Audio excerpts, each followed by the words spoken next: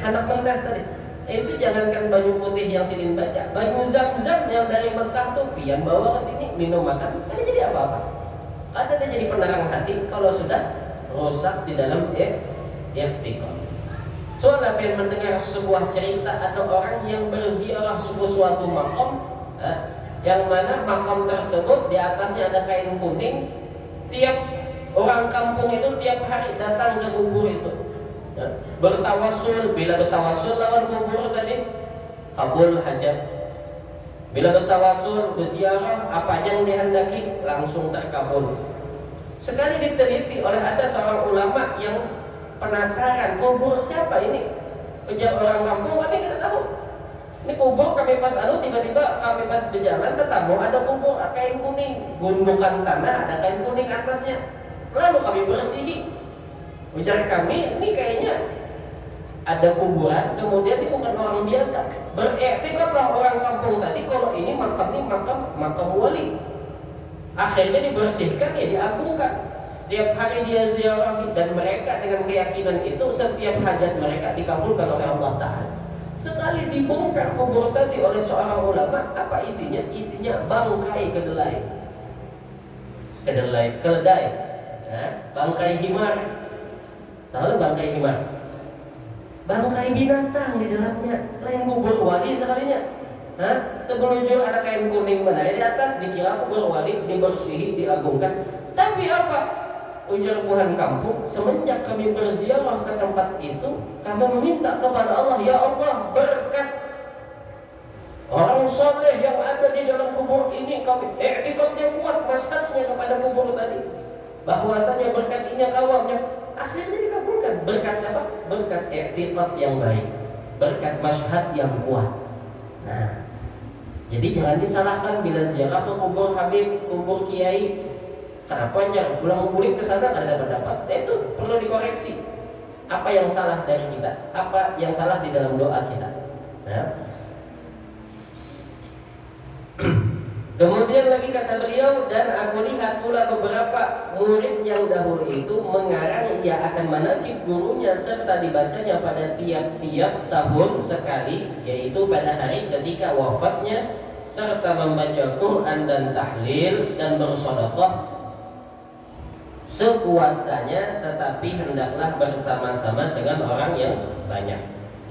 Maka tatkala aku dengar yang demikian itu, kata beliau, yakni riwayat yang tersebut, maka sukalah hatiku mengerjakan seperti yang demikian itu, atas sekedar pemahamanku yang bebal ini, serta aku himpunkan akan setengah karamah guruku, yaitu Sayyidi Syekh Muhammad Salman radhiyallahu anhu. Ahlus syari'ah wal tariqah wal haqiqah, yaitu kutub di dalam negeri Madinah. Barang siapa berkehendak ziarah akan kubur Rasul sallallahu alaihi wasallam, padahal dia dah minta izin kepadanya, niscaya adalah ziarahnya itu sia-sia jikalau sah pada zahirnya sekalipun. Artinya kemarin apa Jumulun? Ziarahnya bujur aja, sah aja, cuma pada hakikatnya belum sampai kepada hakikatnya ziarah. Artinya sekedar zahirnya aja ziarah. Kenapa harus minta izin dengan sidin? Karena apabila berizin lawan sidin, otomatis akan diajarkan bagaimana tata cara adab kita di dalam berziarah ke makam Nabi, ya kan? Kita hendak berjumpa lawan presiden. Kita ini orang kampung misalnya, dapat undangan hendak ke presiden, hendak bertemu presiden, otomatis ketika kita hendak bertemu dengan orang besar, kita harus banyak sharing dulu. Arti sharing itu harus belajar dulu dengan orang-orang yang ada di sekeliling presiden, ya Allah. Hendak datang ke presiden, kadang mau kita mulai rumah bawa bumbili, bawa durian, kantongan, ya Allah, masuk ke istana misalnya, kayak apa untuk presiden gitu. Walaupun ujian presiden, hendak aja situ aja anunya, makanannya apa ikan hendak ini boleh kan? Tapi kalau kita bertakun dulu, sharing dulu, takun ini mau bertemu presiden kayak apa? Ujar orang dalam istana bajunya nanti ini, pian bersepatu, pian kena berselamar hirang. Kemudian bila nyampein ada hadiah dibungkus bagus-bagus. Nah kan gitu kan. Artinya diajari kayak apa menghadapi presiden. Sekira presiden itu ketika hadap senang melihat kita, merasa terhormat juga gitu kan. Mau datang ke selalu kata kos, oblong, bawa gumbili, bawa petang kada bungkus kadang kayak apa? Sari kayak itu juga ketika berziarah ke makam Rasul, kita belajar dengan orang yang lebih paham tentang adab dan tata cara ziarah ke makam Nabi. Makanya lewat sidin dulu. Setelah melalui sidin mendapatkan pelajaran daripada adab ketika berziarah, maka jadilah ziarahnya maqbul zahir wal batin.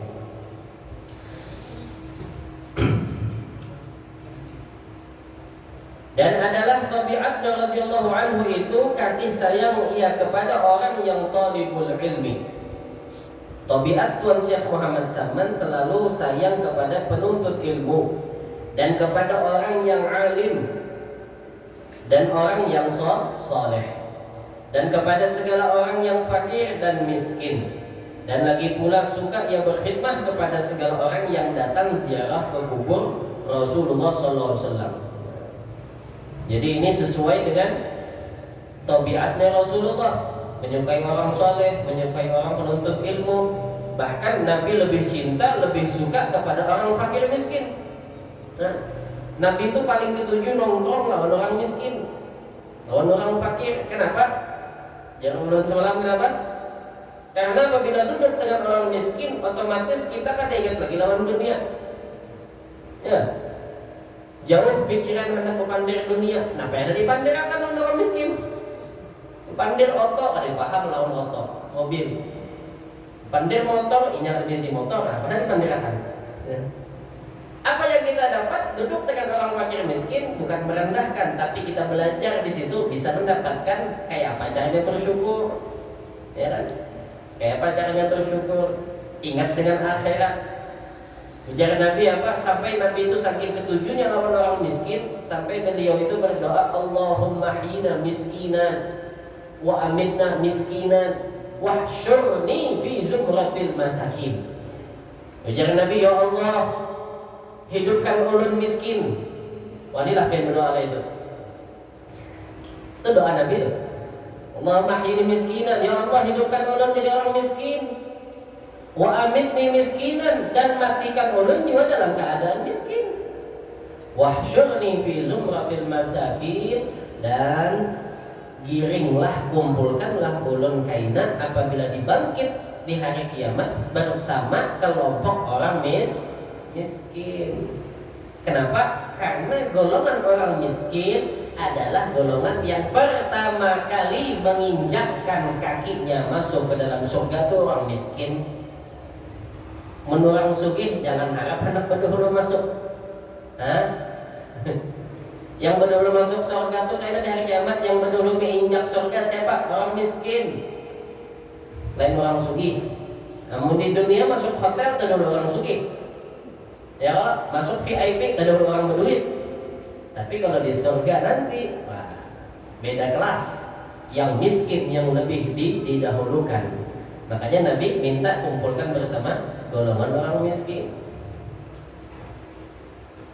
Jangan hendak berharap masuk surga berdahulu, hendak pendahuluannya, tapi kadang mau sakit di dunia, ya Pak.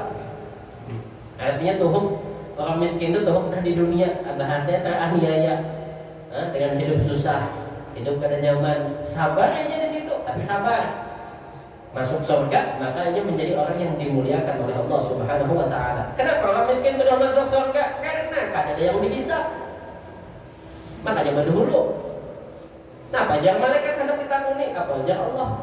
Mobil kada diisi, motor kada diisi, rumah menyewa, gawian pendapatan kada tapi ada, makan sehari sekali, baru puasa, meninggal dalam keadaan kayak itu. Ya Allah, apa yang ditakuni? Ya sudah masuk. Nah, langsung masuk ke dalam surga. Tapi bila orang berduit, wah, makanya Nabi yang paling terakhir masuk surga siapa? Nabi Sulaiman. Tapi Nabi Sulaiman walaupun terakhir di antara Nabi, tapi lah, di antara makhluk, di antara Nabi, tapi sih dimasuk surga. Pasti ya kan? Itu yang pasti aja terakhiran masuk. nabi dan rasul berapa jumlahnya? Kalau nabinya 124.000, rasulnya 313. Dari sekian itu Nabi Sulaiman yang paling terakhir giliran masuk surga ya Pak. Ditakuni harta sidin yang banyak tuh. Itu nabi tuh. Yang jelas-jelas yang jelas-jelas harta sidin itu kadang mungkin yang haram. Yang jelas-jelas apa yang sidin keluarkan dari harta kadang mungkin yang kada baik. Apalagi kita. Nah, banyak pertanyaannya nanti di negeri akhirat. Kemudian lagi kata beliau, di antara tabiat beliau juga adalah suka berkhidmat kepada para penziarah kubur Rasul, daripada orang yang alim dan soleh, dan daripada segala orang yang awam ataupun yang khawas, yaitu yang tertentu. Dan adalah tabiatnya radhiyallahu anhu itu ketika masa kecilnya hingga sampai had mursyidnya, dan lagi pula ia sangat memuliakan akan ibu bapaknya. Jadi kunci kesuksesan Tuan Syekh Muhammad Samman itu dari kecil sampai had mursyid. Had mursyid itu artinya sampai sidin balik berakal, sampai ganal dewasa. Itu beliau adalah selalu senantiasa berbakti, cinta, memuliakan kepada kedua orang tua. Ini salah satu kunci kesuksesannya. Mun kita berbakti kepada kedua orang tua, dijamin hidup kita pasti nyaman, hidup pasti sukses. Karena selalu senantiasa diiringi oleh doa kuitan, diiringi lawan ridha kuitan. Amun kuitan ridha, otomatis Allah Ta'ala ridha. Tapi bila kuitan kada ridha, walaupun jua tuh sampai ke ujung dunia, sampai ke atas langit, santuk rumah, artinya sugih benar, sampai santuk ke langit pelapon rumah ya apalagi. Tapi mengkuitan kada ridha, murka, maka apapun yang dimiliki tidak ada hasilnya, tidak ada nilainya di dunia ini, apalagi nanti di akhirat. Artinya Allah Ta'ala otomatis pasti murka. Ini kunci sukses pertama, bakti kepada kedua orang tuanya. Lagi pula mengekalkan musyahadatul wujud dan muraqabah dan ibadah hingga ia meninggalkan dari adat dan melawan ia akan hawa nafsunya. Memang orang wali itu dari halus sudah kelihatan. Ada wali itu, wali ini salah satunya terbagi beberapa bagian. Ada wali itu yang memang artinya Allah Ta'ala yang sudah dari sebelum dilahirkan orang tersebut memang sudah dicap, memang hendak dijadikan wali. Jadi mulai proses dikandung dalam perut ibu, bahkan dalam proses pernikahan antara suami istri itu beda sudah. Sampai mengandung, sampai keluar dari dalam parut, macam-macam tuh kayaknya. Ada yang sampai ke tasbih pas keluar dalam parut. Kayaknya belum lagi pas lagi halusnya ketujuh misalnya ketujuh mendengar mengaji, ketujuh ini yang bagus-bagus lah. Ada yang kayak itu. Artinya memang dari awal Allah Ta'ala tuh hendak menjadikannya seorang wali, termasuk itu yang saya masakan ini. Artinya mulai halus sudah kelihatan. Tapi ada juga wali itu yang diangkat oleh Allah Ta'ala setelah beberapa waktu dulu. Artinya ada prosesnya. Ada orang wali itu sebelum jadi wali ini tuh maling. Ada juga. Ada yang sebelum menjadi wali perampok. Salah satunya siapa? Sayyidina Fudail bin Iyad. Sayyidina Fudail bin Iyad itu sebelum menjadi seorang qadhi, seorang alim besar, seorang wali, itu sidin awal mulanya siapa? Penyambun, tukang rampok.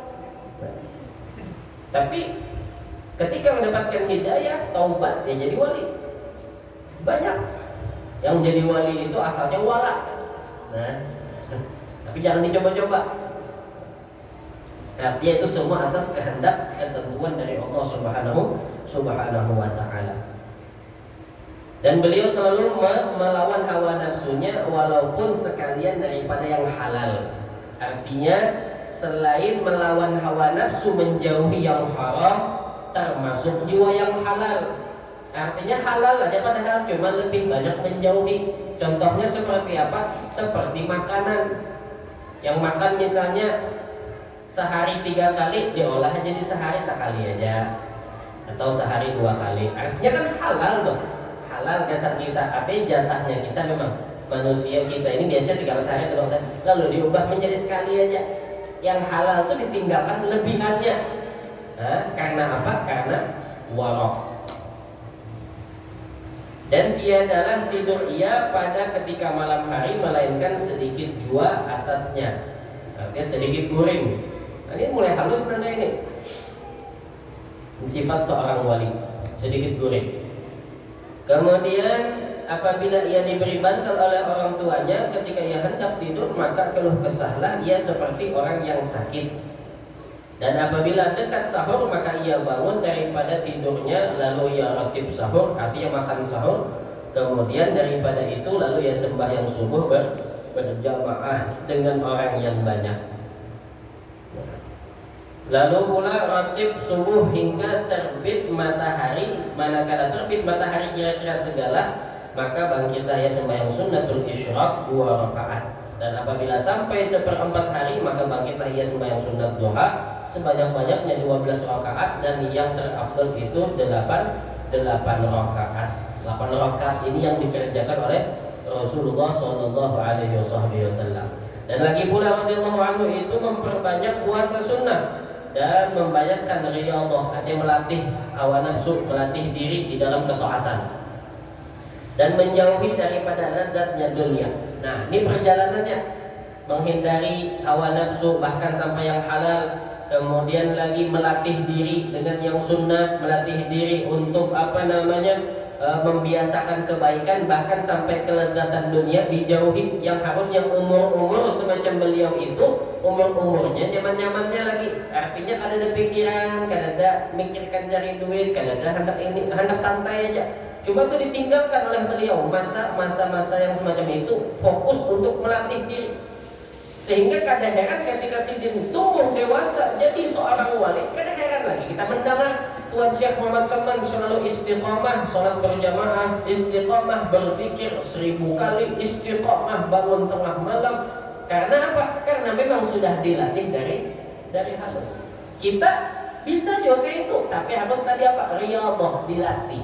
Memang harus dilatih dari segi ibadahnya, kemudian dari selain itu dari segi makanan kita. Jangan harap yang hendak qiyamul lail amun sebelum guring malam jam 10 habis nasi goreng sebungkus, tahu tek-tek sebungkus, tambah pulang ronde semangkok. Apa kabar hendak bangun jam 2? Nah, harapan mun kayak Sidin tadi cocok. Bangun subuh, bangun kena isyraq segala macam. Kenapa? Karena makannya sudah dijaga. Karena punya banyak makan, otomatis mata mengantuk. Kemudian banyak yang hendak keluar. Ya teman-teman datang ke masjid, belum lagi hendak menyunat qobliyah, berpikir dah hendak ke WC. Kenapa? Karena sebelum ke masjid habis bakso semangkok. Ada diatur. Dia tuh harus selain riyadhah kita di ibadah, riyadhah juga di dalam apa yang kita asuhkan di dalam diri kita nih, yang mana itu semua nantinya akan membantu kita di dalam kelancaran kita beribadah kepada Allah Ta'ala.